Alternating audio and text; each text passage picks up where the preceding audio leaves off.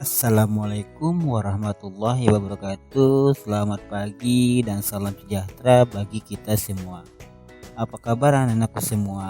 Semoga kalian dalam keadaan sehat sehingga kita dapat melaksanakan kegiatan PJJ ini dengan penuh semangat. Anak-anakku sekalian, pada kesempatan kali ini kita akan melanjutkan materi tentang aplikasi barisan dan deret. Pada pertemuan sebelumnya kita sudah membahas tentang pertumbuhan dan peluruhan. Nah, untuk kegiatan kali ini kita akan membahas tentang bunga tunggal dan bunga majemuk. Pada kesempatan PJJ kali ini, Bapak akan terfokus untuk membahas tentang bunga tunggal. Untuk bunga majemuk kita akan bahas pada pertemuan berikutnya. Adapun tujuan pembelajaran pada kegiatan kali ini, Bapak harapkan kalian dapat menyelesaikan permasalahan terkait dengan bunga tunggal. Sebelum masuk ke materi bunga tunggal, Bapak akan mengilustrasikan mengenai bunga tunggal. Kita simak permasalahan berikut. Doni menabungkan uangnya di bank sebesar 10 juta dengan bunga tunggal 6% per tahun. Setelah 5 bulan, Doni mengambil uangnya untuk membayar biaya sekolahnya. Doni mendapatkan uang sebesar 10.250.000 dengan rincian sebagai berikut. Pada bulan pertama setelah dia menabungkan uangnya sebesar 10.050.000, sehingga dari sini diperoleh bunganya sebesar 50.000. Kemudian pada akhir bulan kedua uangnya berjumlah 10.100.000, di mana bunganya pada bulan kedua sebesar 50.000. Begitu pula seterusnya sampai pada bulan kelima yang berjumlah 10.250.000. Kalau kita perhatikan di sini bunganya setiap bulan yaitu tetap sebesar 50.000. Kenapa tetap? Karena perhitungan bunga untuk kasus ini yaitu diambil dari saldo awal. Jadi untuk menentukan bunga setiap bulan diambil dari saldo awal. Jadi perhitungannya adalah 6/100 dikali 1/12. Kenapa dibagi dengan 12? Karena di sini suku bunganya per tahun sedangkan diambilnya pada hitungan bulan. Jadi dibagi dengan 12. Baru dikalikan dengan modal awal sebesar 10 juta. Setelah dihitung diperolehlah 50.000. Jadi setiap bulan bunganya berjumlah 50.000. Nah, inilah contoh kasus tentang bunga tunggal. Jadi bunga tunggal ini setiap bulan besar bunganya yaitu tetap tidak berubah, karena perhitungannya berdasarkan modal awal.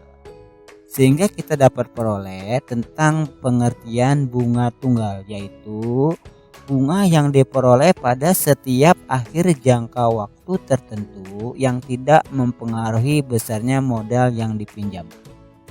Misalkan modal awalnya adalah M0, suku bunganya adalah P, besar bunganya adalah B. Jadi untuk menentukan besar bunga tunggalnya yaitu P kali MO, suku bunga dikali modal awal. Nah, inilah rumusnya. Baik, kita lanjut untuk menghitung besar modal pada periode tertentu. Untuk M1 ini adalah besar modal pada periode pertama. Ini sama dengan modal awal atau M0 ditambah dengan bunga. Ingat, bunga itu adalah P kali M0. Dari sini kita faktorin menjadi 1 ditambah P kali M0. Ingat, di sini ada MO atau M0, di sini juga ada M0. M0-nya ini kita faktorin sehingga Kita lihat koefisiennya. Kalau di sini nggak ada koefisien itu artinya dia 1. Berarti ini 1 ditambah P. Berarti 1 ditambah P kalikan dengan M0. Inilah faktornya. Sehingga untuk M1 ini diperoleh 1 ditambah P kali M0. Sekarang kita cari M2-nya atau periode keduanya. Besar modal pada periode kedua itu sama dengan modal pada periode pertama ditambah dengan bunga. Nah, modal pada periode pertama ini sama aja dengan M0 ditambah P kali M0. Sehingga M1 ini bisa kita ganti dengan M0 ditambah P kali M0. Baru ditambahkan lagi dengan P kali M0. Nah, dari sini ternyata P kali M0 itu ada 2. Sehingga diperoleh M0 ditambah 2 kali P kali M0. Berarti dapatlah yang ini. Nah, seperti tadi M0-nya kita faktorin. Di sini koefisiennya 1, sedangkan di sini koefisiennya 2P. Berarti dapatlah 1 ditambah 2P baru dikalikan dengan M0. Inilah besar modal pada periode kedua. Kita lihat pada periode ketiga atau M3. M3 adalah M2 ditambah PM0. Modal pada periode kedua ini sama dengan M0 ditambah 2P kali M0. Berarti untuk M2 ini bisa diganti dengan M0 ditambah 2P kali M0 ditambah dengan PM0. Dari sini diperoleh M0 ditambah 2P M0 ditambah PM0. Berarti di sini 2P ditambah 1P menjadi 3PM0. Kemudian dari sini kita faktorin. M0-nya kita keluarin. Ingat seperti tadi, ini koefisiennya 1, di sini koefisiennya 3P. Sehingga faktornya adalah 1 ditambah 3P baru dikalikan dengan M0. Inilah besar modal pada periode ketiga. Dari sini diperoleh untuk M1 besar modalnya adalah 1 ditambah P kali M0. Untuk M2 di sini diperoleh 1 ditambah 2 P kali M0. Untuk M3 di sini diperoleh 1 ditambah 3 P kali M0. Berarti kalau seperti ini M4-nya adalah 1 ditambah 4P kali M0. Jadi kalau M4 di sininya 4P. Kalau M3 berarti di sini 3P. Kalau M2 berarti di sini 2P. Kalau M1 berarti di sini 1P.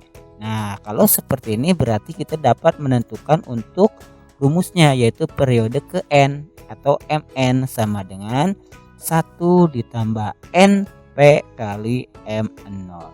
Nah, inilah rumus untuk menentukan atau menghitung modal pada periode ke N.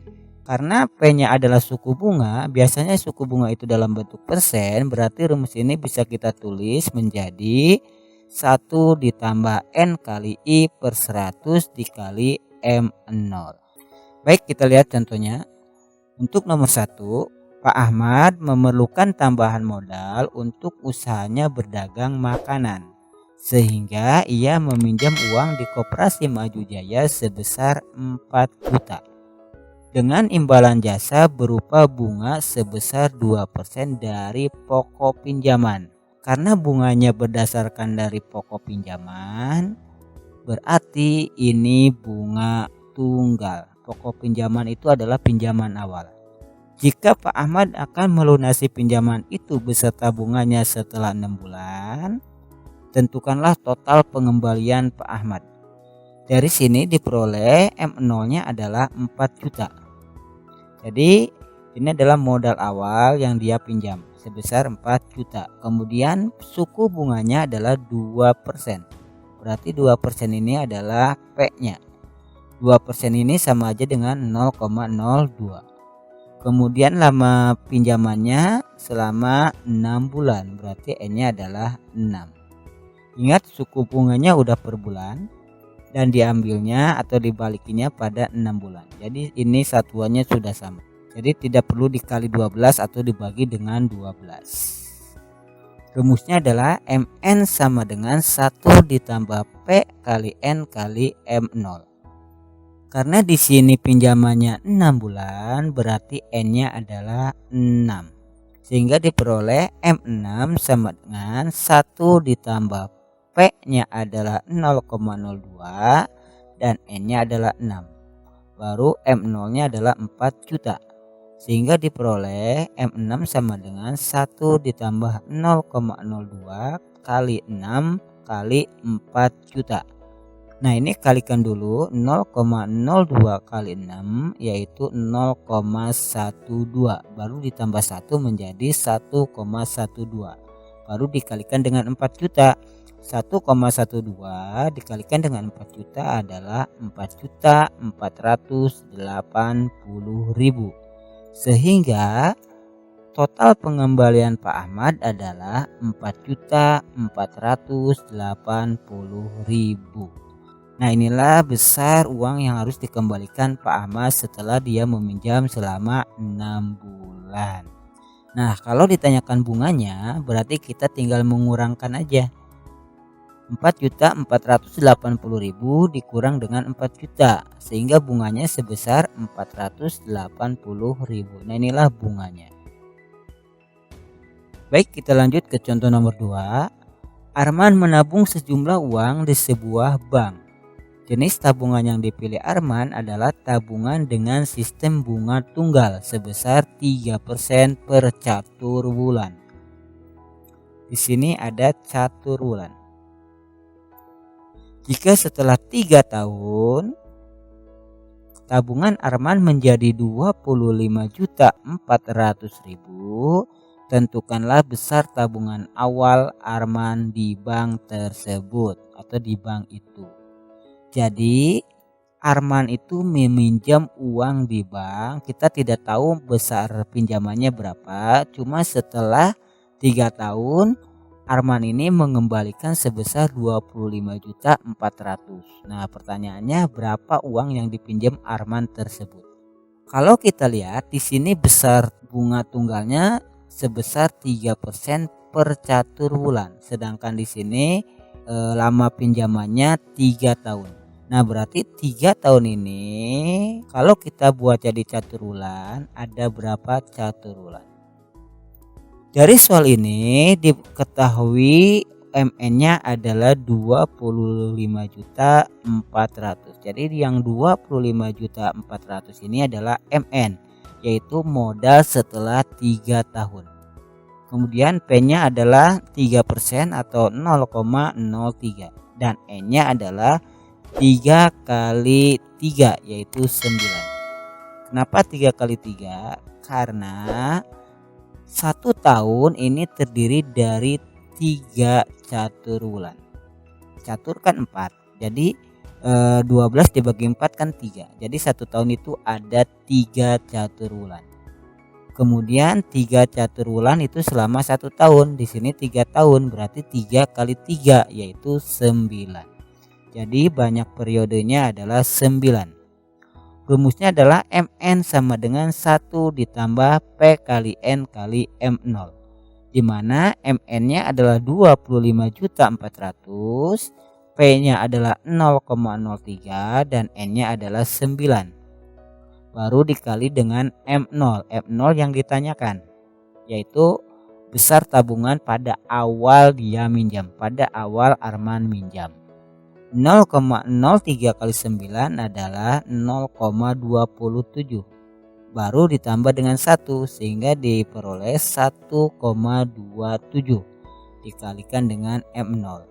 Karena pertanyaannya M0 berarti M0 sama dengan 25.400.000 dibagi dengan 1,27.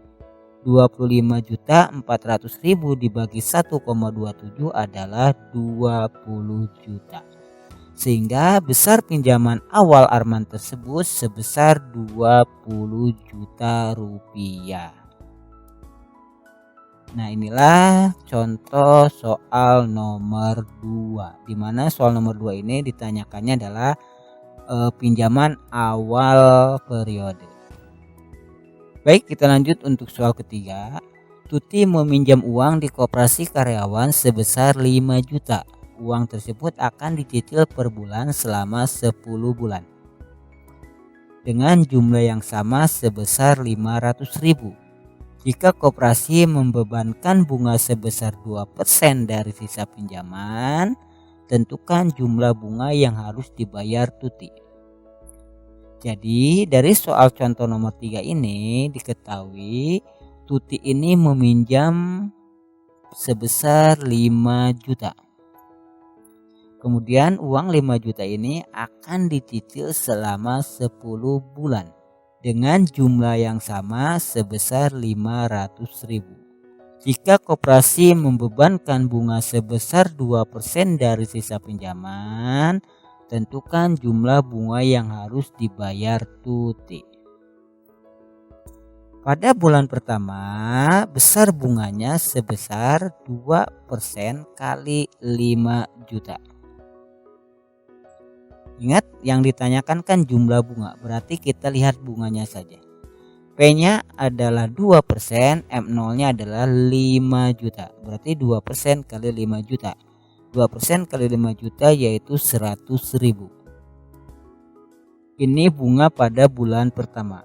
Kita lihat bunga pada bulan kedua, yaitu 2% kali 4.500.000. Kenapa 4.500.000? Karena bunganya diambil dari sisa pinjaman. Pertama, pinjamnya adalah 5 juta. Pada bulan kedua, berarti ini kan udah dicicil satu kali sebesar 500.000. Berarti sisa pinjamannya sekarang menjadi 4.500.000. 2% kali 4.500.000 adalah 90.000. Untuk bulan ketiga yaitu 2% kali 4 juta, karena di sini udah dicicil lagi sebesar 500.000. 4.500.000 udah dicicil 500.000 sehingga menjadi 4 juta. 4 juta dikali 2% sehingga diperoleh 80.000. Jadi pada bulan pertama bunganya adalah 100.000. Pada bulan kedua adalah 90.000. Pada bulan ketiga adalah 80.000. Berarti pada bulan keempat sebesar 70.000 dan seterusnya. Dari sini ternyata diperoleh sebuah barisan, di mana barisannya merupakan barisan aritmatika dengan bedanya sebesar min 10.000. Jadi ini adalah suku pertamanya, bedanya adalah min 10.000 karena di sini membentuk barisan aritmatika. Dengan suku pertamanya adalah 100.000 dan B-nya atau bedanya sebesar negatif 10.000. Pertanyaannya adalah jumlah bunga yang harus dibayar, berarti kan jumlah total. Nah, kalau jumlah total ini berhubungan dengan SN. SN rumusnya adalah N per 2 dikali 2A ditambah N-1 kali B. Mudah-mudahan kalian masih ingat rumus ini. Pertanyaannya adalah S10 karena dicicil selama 10 kali atau 10 periode. Berarti 10 per 2 dikali 2 kali 100.000 ditambah 10 dikurang 1 dikali negatif 10.000. 10 per 2 adalah 5, 2 kali 100.000 adalah 200.000. Kemudian 10 dikurang 1 adalah 9 dikalikan dengan negatif 10.000, berarti negatif 90.000. 200.000 dikurang 90.000 adalah 110.000 dikalikan dengan 5. 5 kali 110.000 adalah 550.000. Jadi jumlah bunga yang harus dibayar Tuti sebesar 550.000. Baik, ini saja yang dapat kita bahas pada kesempatan kali ini. Semoga pembahasannya dapat kalian pahami. Namun jika kalian masih bingung, seperti biasa silahkan kalian bisa bertanya melalui WA. Untuk selanjutnya silahkan kalian kerjakan soal ini dan upload di Google Form yang linknya sudah Bapak siapkan di Google Classroom. Baik, Bapak akhiri kegiatan PJJ kali ini. Tetap semangat dan tetap jaga kesehatan. Terima kasih Bapak Kiri. Wassalamualaikum warahmatullahi wabarakatuh.